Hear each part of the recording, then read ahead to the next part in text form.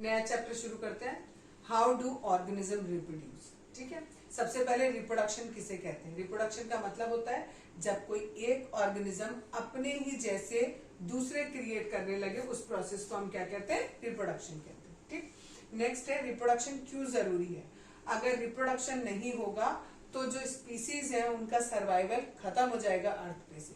Suppose करो अगर दादाजी थे, दादाजी से अगर पापा नहीं हुए थे, पापा से अगर आप नहीं हुए होते, तो ऐसे करके धीरे धीरे आगे प्रोसेस नहीं चलता। तो दैट मीन्स एक समय ऐसा आता जब सब कुछ खत्म हो जाता अर्थ पर। ठीक है, तो अगर ये मतलब यानी ये जो रिप्रोडक्शन है ये सर्वाइवल के लिए बहुत ज्यादा जरूरी है। नेक्स्ट है do organism create exact copy of themselves. यानी ये जो रिप्रोडक्शन का प्रोसेस होता है इसमें क्या जो पेरेंट्स होते हैं बिल्कुल उन्हीं के जैसे बच्चे होते हैं या उनमें कुछ फर्क होता है। ठीक है, तो यहाँ पर देखेंगे ऑर्गेनिज्म जो है वो जो भी प्रोड्यूस करते हैं वो एक जैसे लगते हैं देखने में। ठीक है, ऑर्गेनिज्म लुक सिमिलर। कब सिमिलर होंगे?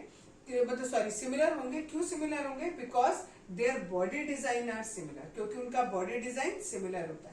बॉडी डिजाइन अगर हमें सिमिलर चाहिए तो उनका ब्लूप्रिंट हमें कैसा चाहिए? वो भी हमें सिमिलर चाहिए। ब्लूप्रिंट का मतलब होता है कि अंदर से आपके पेरेंट से जो बच्चे में गुण जा रहे हैं, जो वो इनहेरिट कर रहा है, वो चीजें सेम होनी चाहिए। जो भी माँ बाप के गुण बच्चे में जाते हैं वो किसके द्वारा जाते हैं? डीएनए होता है, डीएनए की कॉपी होती है, उसके थ्रू जाते हैं। ठीक है, डीएनए में एक चीज होती है जिसको हम क्रोमोसोम्स कहते हैं। ये क्रोमोसोम्स जो है वो बेसिक चीजें होते हैं जो पेरेंट्स के गुण को बच्चों तक लेके जाते हैं। ठीक है, डीएनए जो है वो इंफॉर्मेशन सोर्स है फॉर मेकिंग प्रोटीन। अगर ये प्रोटीन ही गलत बनेगा तो दैट मीन्स यानी डीएनए की अगर कॉपी बनी और उसमें अगर थोड़ा बहुत भी चेंज हो गया तो दैट मीन्स कि आगे जो बॉडी डिजाइन होगा वो भी कैसा होगा? चेंज हो जाएगा। यानी सब कुछ बात आकर कहाँ अटकती है? डीएनए की कॉपी में। अगर जो बॉडी में डीएनए कॉपी हो रहा है अगर वो एग्जैक्ट बिल्कुल सेम हो जाएगा तब तो क्या होगा? बिल्कुल सिमिलर स्पीसीज तैयार होंगी। लेकिन अगर उनमें जरा सा भी वेरिएशन होगा तो फिर वो सेम नहीं होंगे। ठीक है, डीएनए कॉपी जब होता है तो क्या होता है? सपोज आपका जो डीएनए है उसकी 2 कॉपी बनती है। ठीक, और वो दोनों कॉपीज जो है वो अलग अलग हो जाती हैं। और अगर खाली डीएनए ऐसे ही अलग हो जाएगा, ठीक है, तो उसका कोई अस्तित्व नहीं रहेगा, वो आगे जाकर खत्म हो जाएगा। तो इसलिए वो क्या करता है? अपना सेल्यूलर एपरेटस यानी अपने साथ कोई और चीज जिसे हम सेल्यूलर एपरेटस कहते हैं, अपना वो लेके वो अलग हो जाता है और एक नई आइडेंटिटी बनाता है। तो यहाँ पर भी वही लिखा है मैंने, the DNA copies generated will be similar but may not be identical to the original. बिल्कुल उसके जैसा नहीं होता क्योंकि कॉपी करने में कुछ ना कुछ वेरिएशन आता ही है। Some of the variation might be so drastic. कभी कभी ये वेरिएशन इतने ड्रास्टिक होते हैं कि जो नया बच्चा होता है वो बिल्कुल ऐसा लगता है बिल्कुल ही अलग है पेरेंट्स से। ठीक है, कभी कभी आप देखोगे माँ बाप दोनों गोरे और बच्चा कैसा है? काला है। या बच्चे जो है वो कैसे हैं? माँ बाप काले हैं और बच्चा कैसा है? गोरा है। ऐसा भी हो सकता है। ठीक, अच्छा, फिर यहाँ पर लिखा है the new DNA copy can not work with the cellular apparatus, it inherits. अब क्या होगा? अगर सपोज करो कि ये वेरिएशन बहुत ही ज्यादा अलग हुआ, जैसे आपने कभी सुना होगा कि भाई कोई एक बच्चा हुआ, उसकी जो नाक थी वो गणेश जी के जैसी थी, सूंड के जैसी निकली हुई थी। ठीक है, तो कहानियों में सुनते हैं कई बार, और कई बार ऐसे वीडियोस में भी आते हैं कि उसमें भी लिखा होता है ऐसा। तो अगर मैं बता रही हूँ कि अगर इस तरीके का वेरिएशन हुआ, ये अब ये वेरिएशन बहुत बड़ा वेरिएशन हो गया। हमारी नाक कैसी होती है? छोटी सी नाक होती है। ठीक है, अगर कोई इतना वेरिएशन हुआ कि उसमें अगर आपकी बड़ी सी नाक आ जाएगी तो वो जो बच्चा होगा वो ज्यादा समय सरवाइव नहीं कर पाएगा। ठीक है, क्योंकि जिस डीएनए से वो कॉपी हुआ है उस डीएनए को क्या आदत है? जो नॉर्मल एनवायरनमेंट है उसमें रहने की आदत है। और जो वो कॉपी होके आया है उसमें बहुत ही ज्यादा वेरिएशन हो गया तो वो सरवाइव नहीं कर पाएगा, वो क्या हो जाएगा? मर जाएगा। अब है इंपॉर्टेंस ऑफ वेरिएशन। अभी बताया था कि जब डीएनए की कॉपी होती है तो वो एग्जैक्ट कॉपी नहीं होती है, उसमें थोड़ी ना थोड़ी एरर हो जाती है। उस एरर की वजह से वेरिएशन होता है। वेरिएशन का मतलब होता है चेंजेस। ठीक है, अब ये जो चेंजेस हैं ये इंपॉर्टेंट क्यों है? ये चेंजेस हमारे इसलिए इम्पोर्टेंट हैं क्योंकि सपोज करो कोई एक जगह है, उस एक जगह पर बहुत सारी स्पीसीज या कोई एक पर्टिकुलर स्पीसीज रह रही है, तो उसको वहां के एनवायरनमेंट की आदत हो गई। ठीक, अगर मान लो उस एनवायरनमेंट में थोड़ा भी चेंज होगा तो क्या वो स्पीसीज वहां आराम से रह पाएंगी? नहीं, उनको थोड़ी बहुत दिक्कत होने लगेगी। अब फॉर एग्जाम्पल आप ये मानो, आपकी जैसे आप लोग अभी एनवायरनमेंट में बैठे हो, ठीक, आप 45 डिग्री का टेम्परेचर होता है तो आप लोगों को गर्मी बहुत ज्यादा लगती है। अब आजकल गर्मियों में 49 तक टेम्परेचर जाने लगा है, ठीक है, तो और भी ज्यादा दिक्कत होती है। लेकिन अगर ये टेम्परेचर सपोज 55 तक चला जाए तो क्या आप सरवाइव कर पाओगे? नहीं कर पाओगे। ठीक है, आप लोग क्या हो जाओगे? मर जाओगे। बहुत रेयर कोई 2-4 लोग होंगे जो सरवाइव कर पाएंगे, बाकी सारे लोग मर जाएंगे।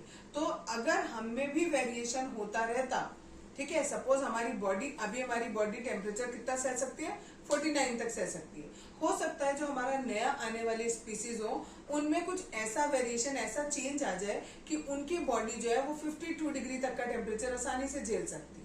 ठीक, या कोई और थोड़ा और वेरिएशन हो जाए और वो 55 तक का टेम्परेचर आसानी से झेल सकते हैं, और अब एनवायरनमेंट का टेम्परेचर 55 की जगह 54 हो गया सपोज। ठीक, तो जो स्पीसीज ऐसी हुई हैं जो अब 55 तक का टेम्परेचर झेल सकती है वो तो आसानी से रह लेंगी। ठीक है, तो उनके लिए तो वेरिएशन क्या हुआ? फायदेमंद हुआ। वेरिएशन कभी कभी नुकसानदेह भी होता है, लेकिन जनरली हमने देखा कि वेरिएशन हमारा क्या होता है? फायदेमंद होता है।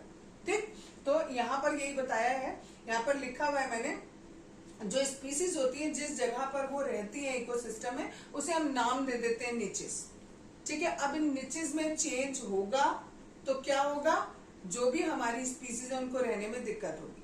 अगर उन स्पीसीज में वेरिएशन हो रहा होगा तो मे बी कि वो वहां पर रह पाए, सरवाइव कर पाए। और अगर वो नहीं होगा चेंजेस, स्पीसीज में चेंजेस नहीं हुआ, नीचेस में तो हो रहा है चेंजेस, लेकिन अगर स्पीसीज में नहीं हुआ तो वो वहां पर नहीं रह पाएंगे और सर्वाइव नहीं कर पाएंगे। नेक्स्ट टॉपिक है मोड ऑफ रिप्रोडक्शन, यानी रिप्रोडक्शन कितने तरीके से होता है। 2 तरीके होते हैं रिप्रोडक्शन के, एक एसेक्सुअल होता है, दूसरा सेक्सुअल होता है। इन दोनों में पहले डिफरेंस बताऊंगी, फिर दोनों का डिटेल में हम पूरा पढ़ेंगे। एसेक्सुअल जो होता है इसमें जनरली हमारा एक सिंगल ऑर्गेनिज्म होता है और उसी से ऑफस्प्रिंग्स प्रोड्यूस होते हैं, जबकि जो सेक्सुअल वाला होता है उसमें एक से भी होता है और 2 ऑर्गेनिज्म से भी होता है। ठीक, नेक्स्ट है, इसमें हमें गैमेट्स की जरूरत नहीं पड़ती है, और इसमें हमें गैमेट की, मेल गैमेट और फीमेल गैमेट की जरूरत पड़ती है। ठीक, इसमें जब गैमेट्स ही नहीं है तो उनका फ्यूजन भी नहीं होगा, यहाँ पर उनका फ्यूजन होगा। नेक्स्ट है, जो इसमें ऑफस्प्रिंग्स हैं, यानी जो बच्चे हैं वो किसके आइडेंटिकल होंगे? पेरेंट्स के आइडेंटिकल होंगे, क्योंकि यहाँ पर एक सिंगल पेरेंट है और उसी पेरेंट से क्या हो रहा है? नया बेबी बन रहा है, तो वो कैसा होगा? आइडेंटिकल होगा। लेकिन यहाँ पर क्या हो रहा है? मेल और फीमेल गैमेट मिल रहे हैं, ठीक है, और उससे नया प्रोड्यूस हो रहा है, तो दैट मीन्स यहाँ पर थोड़े चेंजेस हो सकते हैं। नेक्स्ट है, ये किस किस तरीके से कर सकते हैं हम asexual reproduction? Budding, fragmentation, spore formation, fission, fragmentation, इन सब तरीकों से हो सकता है। अच्छा, फ्रेगमेंटेशन 2 बार लिखा गया। ठीक, इसके एग्जाम्पल है अमीबा, हाइड्रा एक्सेट्रा, इन सब में ये एसेक्सुअल रिप्रोडक्शन होता है। यहाँ पर ये पॉलिनेशन और फर्टिलाइजर, यानी पहले पॉलिनेशन होता है और उसके बाद फर्टिलाइजेशन होता है, और तब हमारा ये सेक्सुअल रिप्रोडक्शन पूरा माना जाता है, और इसका एग्जाम्पल है ह्यूमन बींग्स। अब ये प्रोसेसेस क्या क्या होते हैं इनके बारे में हम एक एक करके डिटेल में पढ़ेंगे। अब एक एक करके पढ़ेंगे। Mode of reproduction use by simple organism, यानी एसेक्सुअल मेथड जितने हैं वो हम पढ़ने जा रहे हैं। सबसे पहला है फिजन। फिजन जो है वो एक बायोलॉजिकल प्रोसेस होता है, इसमें जो भी स्पीसीज होती है वो अपने आप ही 2 पार्ट्स में ब्रेक हो जाती है। ठीक है, जैसे फॉर एग्जाम्पल अमीबा होता है। अमीबा की कोई फिक्स शेप नहीं होती, बीच में न्यूक्लियस होता है, आपने सभी ने पढ़ा है। धीरे धीरे करके ये क्या होगा? पहले इस तरीके का फॉर्म बनेगा, और जो ये न्यूक्लियस है ये भी 2 पार्ट में ब्रेक हो जाएगा। धीरे धीरे करके ये दोनों अलग अलग हो जाएंगी, एक पार्ट अपना न्यूक्लियस लेके अलग हो जाएगा और दूसरा अपना न्यूक्लियस लेके अलग हो जाएगा। ठीक है, तो इस तरीके से हमने देखा कि ये जो अमीबा है ये कितने पार्ट्स में टूट गया? 2 पार्ट में टूट गया।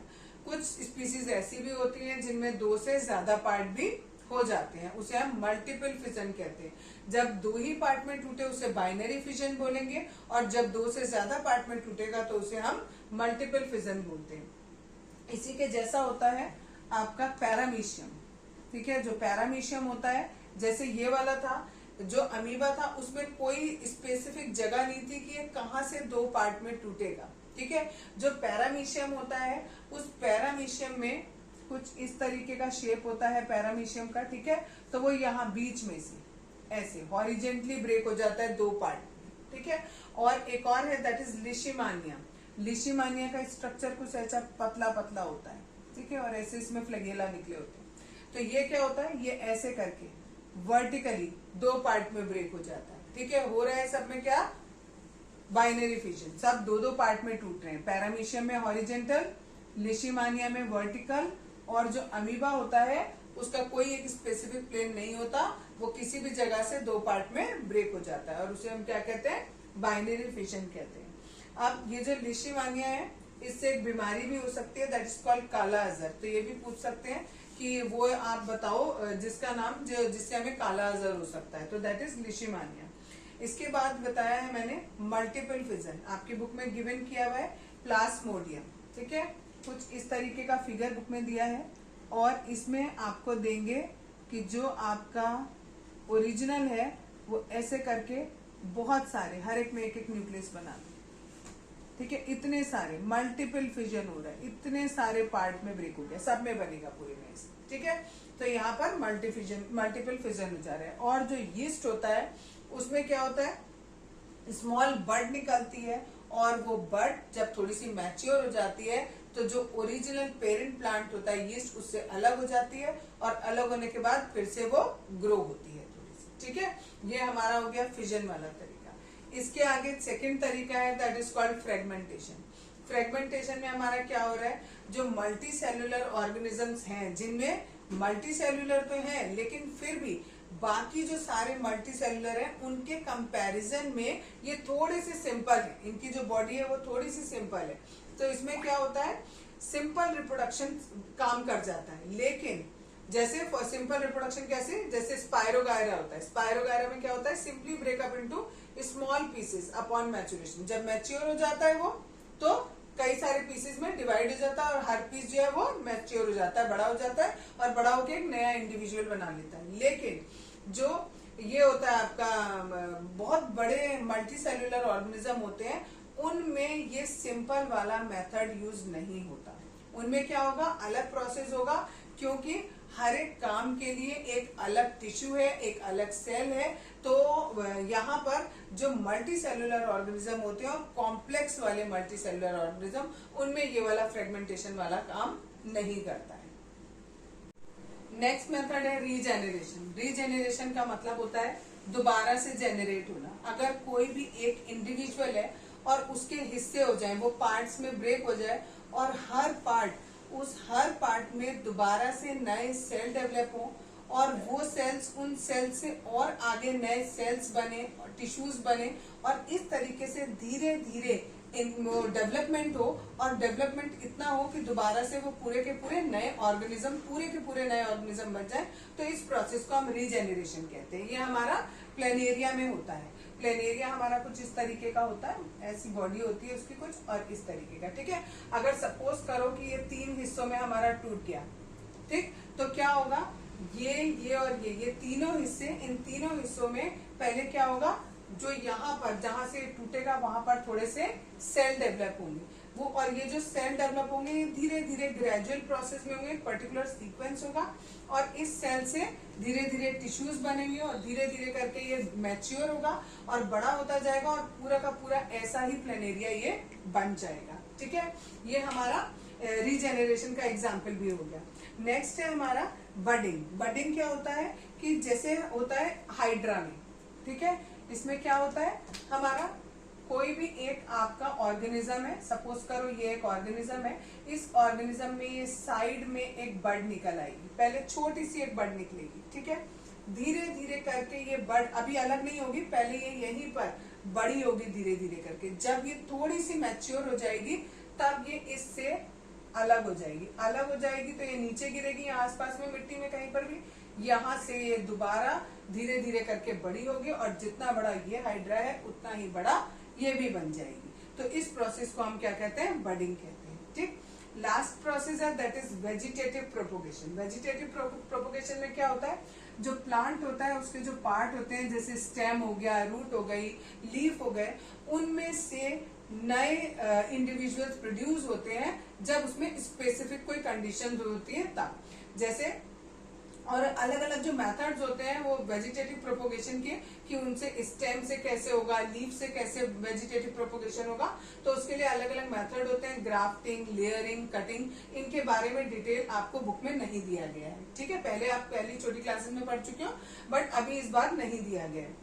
नेक्स्ट है आपका जो लेयरिंग और ग्राफ्टिंग होते हैं, उससे हम क्या क्या चीज उगा सकते हैं, शुगर केन उगा सकते हैं, रोज उगा सकते हैं। तो ये पूछा जाता है पेपर में कि शुगर केन में हम कौन सा मेथड यूज करेंगे। तो आप ये भी लिख सकते हो वेजिटेटिव प्रोपोगेशन, क्योंकि वेजिटेटिव प्रोपोगेशन का ही एक ये पार्ट है लेयरिंग या ग्राफ्टिंग। ठीक है, अब ये जो वेजिटेटिव प्रोपोगेशन होता है इसके फायदे क्या होते हैं। ठीक, अच्छा इसके जो फायदे होते हैं, पहला है प्रोड्यूस न्यू प्लांट इजीली, बहुत आसानी से नया प्लांट बन जाता है। क्यों इजीली बन जाता है, क्योंकि ऑलरेडी एक प्लांट है, उसके या तो स्टेम से बन रहा है, ठीक है, उधर लिखा है स्टेम, या रूट से बन रहा है या लीफ से बन रहा है, तो पहले से ही प्लांट बना हुआ है, आपको इसमें और कुछ नहीं करना।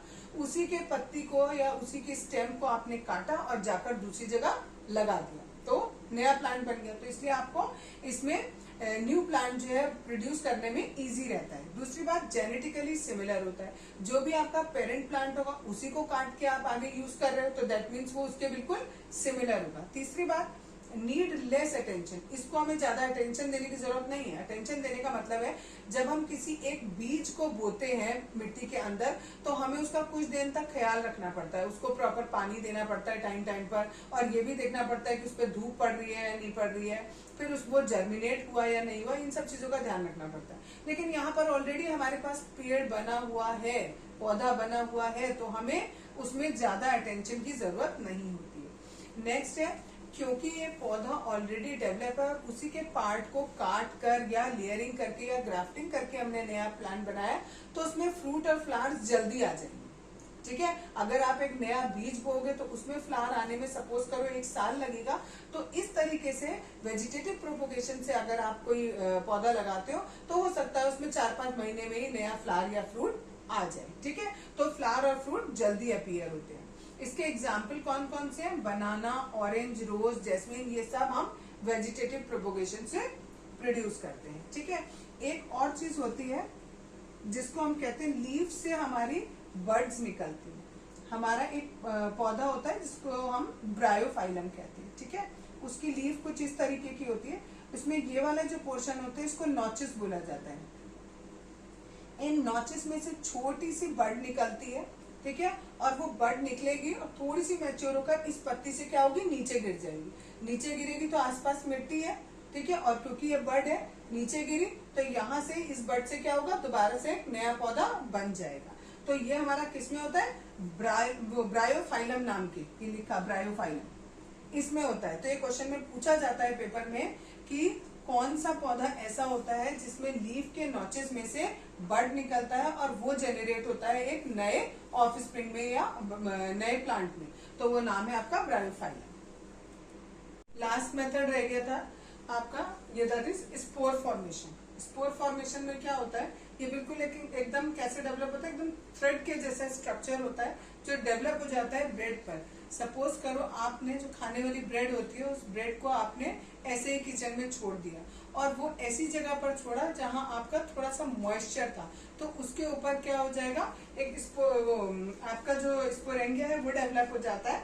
ठीक है, राइजोपस जिसे हम कहते हैं। इसमें क्या होता है, एक पतली सी ये डंडी होती है जिसे हाइफे कहते हैं, इसके ऊपर ये गोल वाला पोर्शन जो होता है इसको ब्लॉक या स्पोरेंगिया कहते हैं। इसके अंदर बहुत सारे स्पोर्स होते हैं। ये स्पोर्स जैसे ही यहाँ से निकलकर बाहर आएंगे, एक्चुअली क्या होता है, जब थोड़ा सा टाइम हो जाता है तो ये जो स्पोर होता है, स्पोर नहीं सॉरी, दिस इज ब्लॉक, ये ब्लॉक जो है वो फट जाएगा, फटेगा, तो इसके अंदर बहुत सारे स्पोर्स होते हैं, वो सारे में फैल जाएंगे।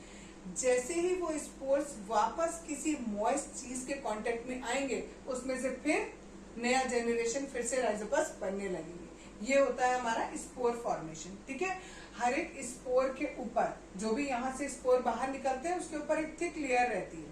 ठीक है, और वो लेयर जो है जैसे ही वो किसी पानी के या मॉइस्चर के कांटेक्ट में आएगी तो वो फिर अगेन उसमें क्या हो जाएगा, फफूंदी, जिसे आप कहते हो फफूंदी लगनी शुरू हो जाएगी। आपने देखा होगा रोटी पर या ब्रेड पर अगर आपका किचन में रह जाती है और उसके ऊपर हल्का सा गीला मॉइस्चर आ जाए तो उसके ऊपर फफूंदी लग जाती है, या तो व्हाइट कलर की या लाइट ग्रीन कलर की, उस तरीके की, उसको हम कहते हैं स्पोर फॉर्मेशन, और उससे भी हमारा न्यू जेनरेशन होता है। ठीक, नेक्स्ट है हमारा सेक्सुअल रिप्रोडक्शन। यहाँ हमारा एसेक्सुअल वाला खत्म हो गया, अब सेक्सुअल रिप्रोडक्शन। सेक्सुअल रिप्रोडक्शन किसे कहते हैं? सेक्सुअल रिप्रोडक्शन में अभी हमारे दो लोगों की जरूरत पड़ेगी। अभी तक जो हमारा एसेक्सुअल था उसमें हमें केवल एक ऑर्गेनिज्म की जरूरत पड़ रही थी, इसमें हमें दो ऑर्गेनिज्म की जरूरत पड़ेगी और वो आपस में फ्यूज होंगे, देन हमारा रिप्रोडक्शन होगा और उसे हम सेक्सुअल रिप्रोडक्शन कहेंगे। अब बात ये आती है कि ये सेक्सुअल रिप्रोडक्शन की जरूरत क्यों होती है। हमने पढ़ा था एसेक्सुअल रिप्रोडक्शन में कि क्या होता है, डीएनए की कॉपी होती है। ठीक है, वो कॉपी बिल्कुल एक जैसी नहीं होती है और उसमें कुछ ना कुछ वेरिएशंस होती हैं। कभी कभी तो वेरिएशन ऐसी होती है कि वो अकॉर्डिंग टू जो आपके सर्कमस्टांसेस होते हैं उसके अकॉर्डिंग ठीक होती है, तो जो भी ऑर्गेनिज्म बनेगा वो सरवाइव कर जाएगा। अदरवाइज क्या होगा, वो सरवाइव नहीं कर पाएगा, वो मर जाएगा। ठीक है, तो इतने, और जो यहाँ पर जो एसेक्सुअल से जो वेरिएशंस हो रहे हैं वो वेरिएशन बहुत ज्यादा नहीं होते। ठीक है, थोड़े होते हैं वेरिएशन। जब सेक्सुअल रिप्रोडक्शन होता है तो उसमें क्योंकि दो ऑर्गेनिज्म से नया बन रहा है तो उसमें जो नया बना बन रहा है उसमें कुछ गुण एक के आएंगे, कुछ इस दूसरे के आएंगे, तो इसमें जो वेरिएशन के चांसेस हैं वो बहुत ज्यादा बढ़ जाते हैं। और वेरिएशन के चांसेस बढ़ने का मतलब है कि जो भी नया ऑर्गेनिज्म है उसके सर्वाइव करने के चांसेस बढ़ गए। ठीक है, इसीलिए हमें इस सेक्सुअल रिप्रोडक्शन की जरूरत पड़ती है। Sexual reproduction in flowering plant. ठीक है, सेक्सुअल रिप्रोडक्शन बताया था अभी। अब फ्लावरिंग प्लांट में कैसे होता है रिप्रोडक्शन, उसका प्रोसेस बताएंगे। ठीक, रिप्रोडक्शन जो हमारा फ्लावर होता है, हमारा रिप्रोडक्टिव पार्ट होता है प्लांट का फ्लावर। ठीक है, फ्लावर में 4 पार्ट होते हैं। ठीक, पहला होता है सेपल्स। ठीक है, सबसे नीचे जनरली ये ग्रीन कलर के होते हैं और सबसे बाहर, फूल के सबसे बाहर होते हैं सेपल्स। उसके बाद होते हैं पेटल्स। पेटल्स जो पंखुड़ियां होती हैं फूल की, उनको हम पेटल्स बोलते हैं। ठीक, अब आता है एक मेल पार्ट और एक होता है दूसरा फीमेल पार्ट। जो स्टेमन होता है वो हमारा मेल पार्ट होता है और जो पिस्टल होता है वो हमारा फीमेल पार्ट होता है। जो स्टेमन होता है उसमें फिर 2 पार्ट होते हैं, एक फिलामेंट, एक एंथर। ये जो लंबा सा 1 बना हुआ है दैट इज फिलामेंट, और ये ऊपर जो बना हुआ है गोल, ये एंथर होता है। इस एंथर के अंदर पॉलन ग्रेन्स होते हैं। ये पॉलन ग्रेन्स ही एक्चुअली मेल गैमेट्स आप इन्हें कह सकते हो। ठीक है, ये पॉलन ग्रेन्स इसके अंदर और बहुत सारी संख्या में होते हैं। ठीक है, येलो कलर के होते हैं।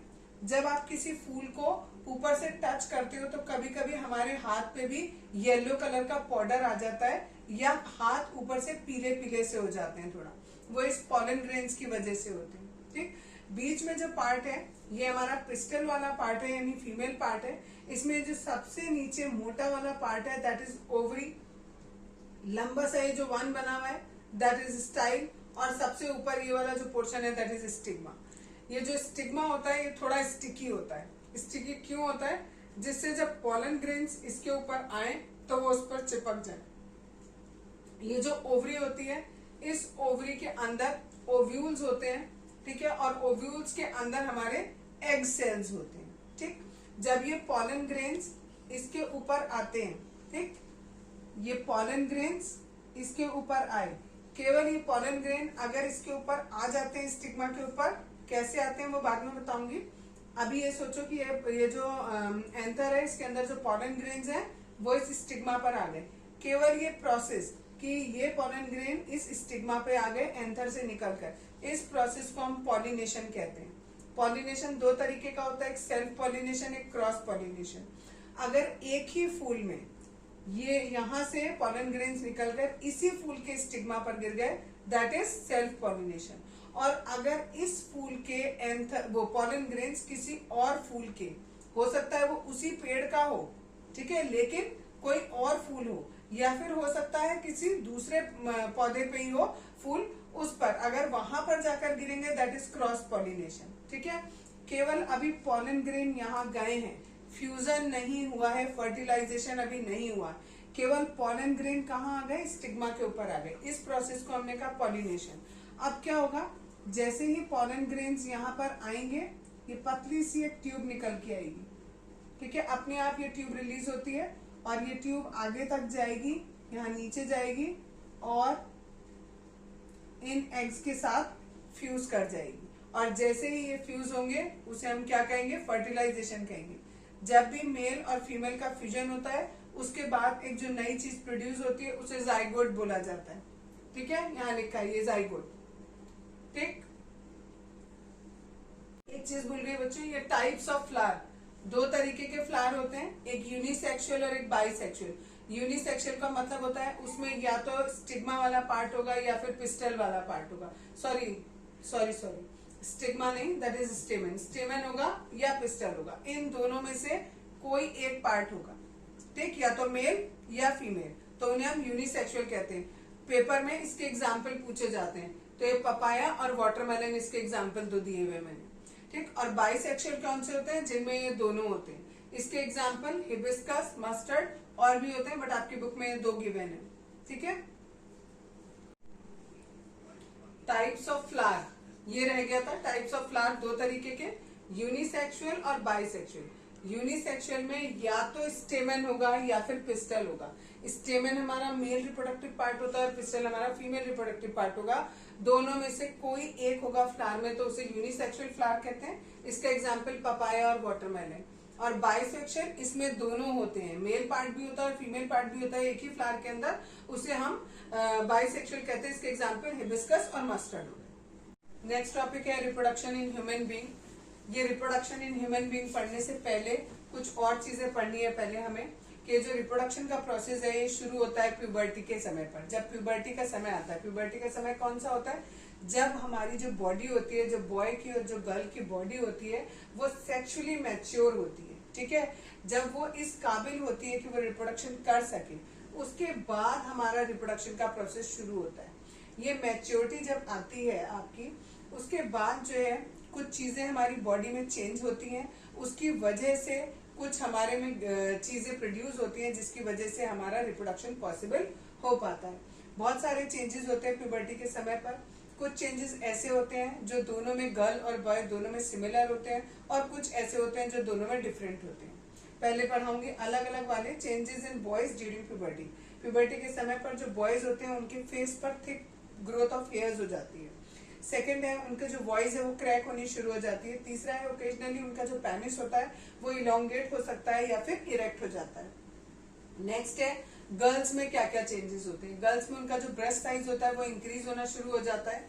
जो ब्रेस्ट के ऊपर निपल होता है उसका जो कलर होता है वो डार्क होना शुरू हो जाता है, और जो उनकी मेंस्ट्रुएशन साइकिल होती है वो शुरू हो जाती है। अब कुछ चेंजेस ऐसे हैं जो दोनों में होते हैं, लड़कियों में भी होते हैं और लड़कों में भी होते हैं। ठीक है, थिक हेयर ग्रोथ होने लगती है आर्म पिट पे, और जितना हमारा जेनेटिकल एरिया है उस एरिया में हमारे बाल आने लगते हैं। नेक्स्ट है थिनर हेयर्स। यहाँ पर थिक हेयर आते हैं, यहाँ पर थिनर आते हैं, मीन्स पतले पतले बाल आते हैं। पूरे हाथों पर और पैरों पर हल्के हल्के बाल आने लगते हैं। ठीक है, स्किन जो है वो बहुत जल्दी ऑयली हो जाता है। ठीक, और ऑयली होने की वजह से पिंपल्स निकल आते हैं बॉडी पे। ठीक है, अब यहाँ पर है, why does body show sexual maturation at this age. इसी एज में सेक्सुअल मैच्योरेशन क्यों होता है, क्योंकि जितनी भी मल्टी सेलुलर बॉडीज होती हैं उन बॉडी में हर एक काम को करने के लिए एक अलग स्पेशल सेल या टिश्यू चाहिए होता है, और ये जो रिप्रोडक्शन का काम है ये भी एक अलग तरीके के सेल या टिश्यू करते हैं। इसलिए इसी समय पर जो आपका प्यूबर्टी का समय है उसके बाद ये चेंजेस आते हैं और तभी रिप्रोडक्शन पॉसिबल हो पाता है। System involve in sexual reproduction. अब कौन कौन से ऐसे सिस्टम है जो सेक्सुअल रिप्रोडक्शन में इन्वॉल्व होते हैं। दो होते हैं हमारे, एक मेल रिप्रोडक्टिव सिस्टम होता है और एक फीमेल रिप्रोडक्टिव सिस्टम होता है। पहले मेल रिप्रोडक्टिव सिस्टम के बारे में बता रही हूँ। मेल रिप्रोडक्टिव सिस्टम में दो चीजें मेन होती है। एक चीज होती है testis, this one is testis. ठीक है, एंड सेकेंड इज वास डेफर्स। ये जो पतली सी पाइप यहाँ पर गया हुआ है, ये दिस वन, दिस इज वास डेफर्स। ठीक है, अच्छा, ये क्या होता है, जो हमारा टेस्टिस होता है, इस टेस्टिस में जो आपके जर्म सेल्स होते हैं, दैट मीन्स जो स्पर्म्स होते हैं वो प्रोड्यूस होते हैं, वो यहाँ पर प्रोड्यूस होते हैं और इस वास डेफर्स के थ्रू यहाँ से होते हुए यहाँ पर ये वाली जो जगह है, यहाँ पर क्या हो रहा है, यहाँ पर ये यूरिनरी ब्लैडर है। इस यूरिनरी ब्लैडर में जितना भी यूरिन होता है वो इकट्ठा होता है, वो यूरिन इस पाइप के थ्रू, ये हमारा यूरेटर्स हो गए और यूरेथ्रा में आया और यूरेथ्रा से बाहर निकल जाएगा। और ये जो वास डेफर्स था ये भी इसी से कनेक्ट रहता है, यानी जो मेल बॉडी से स्पर्म्स बाहर आते हैं वो भी यूरिन के साथ ही बाहर आएंगे। ठीक है, यहाँ पर जर्मिनेट हुए आपके जर्म सेल्स, यानी जो आपके स्पर्म्स है वो यहाँ पर बनेंगे। ये वाला जो पोर्शन होता है इसे हम टेस्टिस कहते हैं। टेस्टिस हमारे पेयर्स में होते हैं, यानी 2 होते हैं। ये जो टेस्टिस होते हैं ये पूरी बॉडी के बाहर होते हैं। जो पेनिस होता है और ये जो आपका टेस्टिस होता है, ये दोनों के दोनों मेल बॉडी के बाहर होते हैं। और ये मेल बॉडी के बाहर क्यों होते हैं, इसका भी एक कारण होता है, वो भी पूछा जाता है पेपर में। और दूसरी बात, ये जो टेस्टिस होता है ये एक बैग लाइक स्ट्रक्चर होता है जिसे हम स्क्वाटम कहते हैं, उसके अंदर होता है। और ये बॉडी के बाहर इसलिए होता है क्योंकि जो ये जो टेस्टिस होता है, इस टेस्टिस में जो स्पर्म्स जनरेट होते हैं उसके लिए हमें जो टेम्परेचर चाहिए होता है वो पूरी बॉडी के टेम्परेचर से 2-3 डिग्री कम चाहिए होता है। ठीक है, तो बाहर होता है तो 2-3 जो बॉडी का टेम्परेचर होता है उससे टेम्परेचर कम हो जाता है और इसी वजह से यहाँ पर स्पर्म्स आसानी से डेवलप हो जाते हैं। और ये स्पर्म इस वास डेफर्स के थ्रू यहाँ पर इस यूरिनरी ब्लैडर से यूरिन भी आ रहा है और यूरिन के साथ में ये पेनिस से बाहर आ जाते हैं। ठीक है, यही चीज मैंने पूरी इसमें लिखी हुई है, एक बार मैं फिर भी पढ़ के बता देती हूँ आपको। ठीक है, यहाँ पर देखो, testis are located outside the abdominal cavity in scrotum. Scrotum में रहते हैं, अभी बताया था। क्यों रहते हैं, because sperm formation requires a lower temperature, क्योंकि स्पर्म के फॉर्मेशन के लिए हमें कैसा टेम्परेचर चाहिए, लो टेम्परेचर चाहिए बॉडी के टेम्परेचर से। Testis also secrete hormone. ये जो टेस्टिस होते हैं, इन टेस्टिस में 2 मेल हार्मोन भी जनरेट होते हैं। इन दो नहीं, सॉरी, एक होता है, फीमेल में 2 होते हैं, मेल में एक ही होता है, उसका नाम होता है टेस्टोस्टेरोन। ठीक है, और जो वास डेफर्स होता है वो मिल जाता है किसके साथ, ये जो यूरिनरी ब्लैडर आ रहा है, यूरिनरी ब्लैडर के बाद ये जो टेस्टिस है, सॉरी जो यूरेथ्रा है, उससे आकर ये जुड़ जाएगा यहाँ पर। और along the path of vas deferens gland like prostate gland and seminal vessel, ये मैंने नहीं बताया आपको, ये मैं बताती हूँ।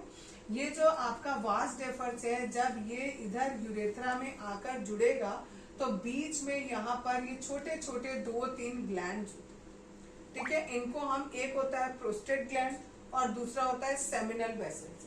ये दोनों के दोनों जो होते हैं ये किसमें हेल्प करते हैं, जो स्पर्म होता है उस स्पर्म को एक फ्लूइड देते हैं जिससे वो स्पर्म जो वो आसानी से फ्लो होके आगे तक चला जाए। ठीक है, और दूसरा ये थोड़ा सा स्पर्म को नॉरिशमेंट भी देते हैं जिससे वो नॉरिश हो सके और जो उसका जहां पर वो चल के आ रहा है वो उस एरिया में थोड़ा सा फ्लूइड आ जाता है जिससे वो आसानी से फिसल कर आगे आ जाती है। ठीक है, नेक्स्ट है, जो स्पर्म होते हैं वो क्या होते हैं, टाइनी बॉडीज होती है, छोटी छोटी बॉडीज होती हैं। ठीक है, कुछ एरो के जैसा होता है उनका शेप, इस तरीके का कुछ स्पर्म होता है जिसमें जो पीछे वाला पोर्शन है इसको टेल बोला जाता है, जो आगे वाला पोर्शन है इसको हेड बोला जाता है। ये जो हेड वाला पोर्शन होता है इसमें जेनेटिक मटेरियल होता है, दैट मीन्स जो पेरेंट से बच्चों में जाएगा मटेरियल, ठीक है, जो गुण जाएंगे वो किसमें होते हैं, इस हेड वाले पोर्शन में होते हैं। और ये जो पीछे का टेल होता है ये इसको आगे की ओर पुश करता है जिससे कि ये फीमेल जर्म सेल की तरफ जाता है। नेक्स्ट है फीमेल रिप्रोडक्टिव सिस्टम। ठीक है, फीमेल रिप्रोडक्टिव सिस्टम में कौन कौन से पार्ट्स होते हैं, एक यूट्रस होता है, एक ओवरी, एक फैलोपियन ट्यूब्स, एक कैर्विक्स और एक वजीना। ये सारे पार्ट्स में दिखाए हैं आपको। जो ये होते हैं हमारे ओवरी हो गए, यूट्रस दिया है, दिस वन इज यूट्रस, यहाँ से यहाँ तक ये यूट्रस होता है। ओवरीज 2 होती है, एक ये और एक ये, सिंगल होगा तो ओवरी बोलेंगे और 2 है तो ओवरीज कह दिया। और ये जो ट्यूब्स दिखाई गई है ये फैलोपियन ट्यूब्स है, ये वाली दोनों, एक ये और एक ये फैलोपियन ट्यूब्स। फैलोपियन ट्यूब्स का दूसरा नाम ओविडक्ट होता है, तो कहीं बुक में ओविडक्ट लिखा होगा, कहीं फैलोपियन ट्यूब्स लिखा होगा। नेक्स्ट है कैर्विक्स, ये वाला जो पोर्शन होता है इसको कैर्विक्स कहते हैं। और ये वाला जो पोर्शन है इसको हम वजीना कहते हैं। ठीक, ये सारे पार्ट होते हैं किसमें, फीमेल रिप्रोडक्टिव सिस्टम में। अब इन्होंने कहा जो फीमेल जर्म सेल होता है यानी जो एग्स होते हैं वो इन ओवरीज में बनते हैं, इन दोनों में। ठीक है, जब भी कोई एक गर्ल चाइल्ड प्रोड्यूस होता है, मीन्स जब बेबी होती है, बेबी गर्ल होगी, उसी की बॉडी में ही उस समय 1000 की तादाद में एग्स रहते हैं, लेकिन वो किस कंडीशन में रहते हैं, इमैच्योर रहते हैं। धीरे धीरे करके जब आपकी प्यूबर्टी की एज आती है तब वो एक एक करके मैच्योर होते हैं। ये जो ओवरीज होती है इनमें एग्स तो मैच्योर होंगे ही, साथ में इसमें 2 आपके फीमेल सेक्स हार्मोन्स भी रिलीज होते हैं जिनको हम प्रोजेस्टेरॉन एंड एस्ट्रोजन कहते हैं। इनके नाम याद रखना, ये 1 नंबर में पेपर में पूछे जाते हैं। ठीक है, जब प्यूबर्टी की एज आती है तो ये जो इमैच्योर एग होते हैं ये मैच्योर होना शुरू हो जाते हैं। ठीक है, अब एक एग 1 मंथ में मैच्योर होता है। ठीक है, पूरे 1 मंथ में दोनों ओवरी में से किसी एक ओवरी में से एक सेल जो है, एक एग जो है वो मैच्योर होगा। ये जो एग होगा, जो भी मैच्योर होगा, ये कैरिड होके आएगा किसमें, ओवरी से। कहाँ पर आएगा, वॉर्म में आएगा। वॉर्म्स मतलब यूट्रस होता है, यूट्रस का दूसरा नाम वॉर्म हो गया। यहाँ पर बना, यहाँ से कहाँ आ गया, इस यूट्रस में आ जाएगा। ठीक है, ये जो ओविडक्ट्स होती हैं, ये वाली और ये वाली, ये दोनों की दोनों मिलकर किसमें जुड़ जाती हैं, यूट्रस में जुड़ जाती है, दोनों की दोनों। ठीक, और यूट्रस क्या होता है, एक इलास्टिक बैग होता है, मसल का बैग होता है, उससे जुड़ जाती है दोनों। यूट्रस ओपन्स, यूट्रस खुलता कहाँ पर है, यहाँ वजीना में खुलता है। ठीक है, किसके थ्रू खुलता है, जिसको हम पार्ट को कैरविक्स कहते हैं, इसके थ्रू खुलता है। ठीक है, जितने भी स्पर्म्स होते हैं वो यहाँ वजीना के थ्रू यहाँ से अंदर जाएंगे। ठीक है, उसके बाद क्या होगा, they travel upward and reach the oviduct. ये यहाँ से जाएंगे और कहाँ पहुंचेंगे, इन फैलोपियन ट्यूब्स में पहुंचेंगे। ठीक है, किसके थ्रू, ऐसे गए यहाँ से और इधर फैलोपियन ट्यूब्स में पहुंचेंगे। और जब फैलोपियन ट्यूब्स में पहुंचेंगे तो वहां पर या तो वो एग के साथ फर्टिलाइज होंगे और या फिर फर्टिलाइज नहीं होंगे, यानी या तो उन दोनों का, वो दोनों आपस में कंबाइंड होंगे या नहीं होंगे। अगर कंबाइंड हो जाएंगे तो दैट मीन्स फर्टिलाइजेशन हो गया, फिर आगे का प्रोसेस होगा। और अगर नहीं होगा तो भी क्या होगा, वो भी अभी बताती हूँ। ठीक है, यहाँ देखो, द फर्टिलाइज एग, अगर फर्टिलाइज हो गया दैट मीन्स अगर ये जो फैलोपियन ट्यूब्स हैं इनमें जो मेल का स्पर्म था और ये जो एग यहाँ से आया था, अगर ये दोनों के दोनों फ्यूज हो गए तो एक नई चीज बनती है जिसको हम जाइगोट बोलते हैं। ठीक है, ये जाइगोट जो है वो धीरे धीरे करके बड़ा होता है और एम्ब्रियो की शक्ल ले लेता है। और ये जो एम्ब्रियो होता है ये जो यूट्रस होता है, इस यूट्रस में यहाँ पर या कहीं पर भी एक जगह पर आपका ये आकर चिपक जाता है। ठीक है, एंड धीरे धीरे करके ग्रो होता है और ग्रो होने के बाद ये शक्ल ले लेता है, किसकी, फोएटस की शक्ल ले लेता है। ठीक है, जाइगोट से बताया एम्ब्रियो बनेगा, एम्ब्रियो से कौन बनेगा, फोएटस बनेगा। जब आपका फोएटस बन जाता है तो फोएटस में लगभग आपके जो बेबी के हाथ, पैर, आंख, नाक, मुंह होते हैं वो अलग अलग दिखाई देने लगते हैं।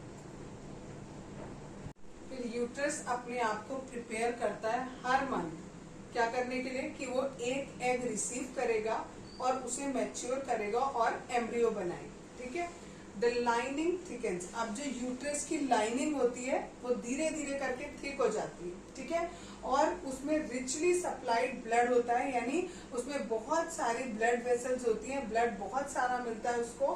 क्यों मिलता है, क्योंकि उसी ब्लड से जो एम्ब्रियो उसका नॉरिशमेंट होना है। ठीक, एम्ब्रियो को नॉरिशमेंट मिलता है किससे, मदर्स ब्लड से। मदर का जितना भी ब्लड होता है उसके थ्रू मिलता है। और ये मदर के ब्लड से बच्चे को नरिशमेंट कैसे मिलता है, वो एक स्पेशल टिश्यू होता है जिसे हम कहते हैं प्लेसेंटा। ठीक है, ये जो प्लेसेंटा होता है ये क्या करता है, मदर का जितना भी ब्लड होता है उस ब्लड में जितने भी न्यूट्रिएंट्स होते हैं वो एम्ब्रियो में भेजता है। और जो एम्ब्रियो होता है वो वेस्ट प्रोडक्ट भी बनाता है, तो जितना वो वेस्ट प्रोडक्ट बनाएगा वो वेस्ट प्रोडक्ट वापस प्लेसेंटा के थ्रू किसमें आ जाएगा, मदर के ब्लड में आ जाएगा। ठीक है, और जैसे मदर एक्सक्रीट करेगी जब बाहर निकालेगी अपना वेस्ट प्रोडक्ट तो उसके साथ वो भी बाहर निकल जाएगा। ठीक है, और जो ये होता है, जो ब्लड वेसल्स होती हैं उनके ऊपर बहुत सारे विली होते हैं जिससे जो है वो एब्जॉर्प्शन एरिया बहुत ज्यादा बढ़ जाता है। ठीक है, और the developing embryo will also generate waste. अच्छा, ये मैं बता चुकी कि वो भी जनरेट करेगा वेस्ट और वो कहाँ चले जाएंगे, प्लेसेंटा के थ्रू मदर के ब्लड में चले जाएंगे और मदर जब एक्सक्रीट करेगी तो वो वेस्ट प्रोडक्ट वहां से बाहर निकल जाएंगे। ये पूरा प्रोसेस होता है कब? जब फर्टिलाइजेशन हो जाता है तब। अब बात आती है जब फर्टिलाइजेशन नहीं होता तब क्या होता है, वो अभी बताती हूँ। अब नेक्स्ट है what happens when egg is not fertilise. अभी बताया था कि जब एग फर्टिलाइज होता है तब क्या होता है। अगर एग फर्टिलाइज नहीं होगा तो क्या होगा? जो एग होता है अगर वो फर्टिलाइज नहीं होता तो वो 1 दिन तक जिंदा रहता है, उसके बाद वो मर जाता है। क्योंकि ओवरी को भी पता होता है कि 1 मंथ में एक एग, जो ओवरी होती है उसमें से एक एग रिलीज होता है, मैंने बताया था। ठीक है, तो जो अगर ये फर्टिलाइजेशन हो जाएगा तो फर्टिलाइजेशन के बाद जो जाइगोट होगा वो कहाँ जाएगा? यूट्रस में जाएगा। ठीक है, तो दैट मीन्स यूट्रस को भी ये पता होता है कि हर महीने हो सकता है कि कोई ना कोई एग आ जाए, तो उसको भी प्रिपरेशन पहले से रखनी पड़ेगी। ठीक है, कि भाई अगर जब भी फर्टिलाइजेशन होगा, फर्टिलाइजेशन के बाद एग कहाँ जाएगा? यूट्रस में आ जाएगा, तो यूट्रस को भी उसके लिए तैयारी रखनी पड़ेगी। तो वो क्या तैयारी रखता है? वो हर महीने जो उसका लाइनिंग होती है उसको थिक कर देता है। ठीक है, उसकी जो लाइनिंग होती है वो थिक हो जाती है। क्यों थिक हो जाती है? क्योंकि इस यूट्रस के अंदर वो फर्टिलाइज्ड एग आएगा जिसको आगे बड़ा होना है। ठीक है, अगर ये फर्टिलाइजेशन नहीं हुआ तो ये तो थिक हुआ ना, क्योंकि इसको नहीं पता था कि भाई फर्टिलाइजेशन होगा या नहीं होगा, तो यूट्रस तो अपनी जगह पर थिक होगी, उसकी जो लाइनिंग है वो थिक होगी, लेकिन इस थिक लाइनिंग का कोई यूज नहीं है। ठीक है, तो एक पर्टिकुलर टाइम के बाद ये लाइनिंग जो है वो ब्रेक हो जाती है और वजीना के थ्रू ब्लड के फॉर्म में बाहर आ जाती है। इस पूरी साइकिल को हम मेंस्ट्रुएशन कहते हैं। ठीक है, जो पर मंथ गर्ल्स में होता है, हर एक मंथ में 28 डेज का एक्चुअल मेंस्ट्रुएशन साइकिल होता है, जो एग्जैक्ट होता है वो 28 डेज का होता है। तो 28 डेज बाद जो यूट्रस होता है उसकी वो जो लाइनिंग होती है वो धीरे धीरे करके ब्रेक हो जाती है और ब्लड साथ में थोड़ा सा मुकस, ठीक है, वो ये दोनों चीजें बॉडी से बाहर आ जाते हैं वजीना के थ्रू।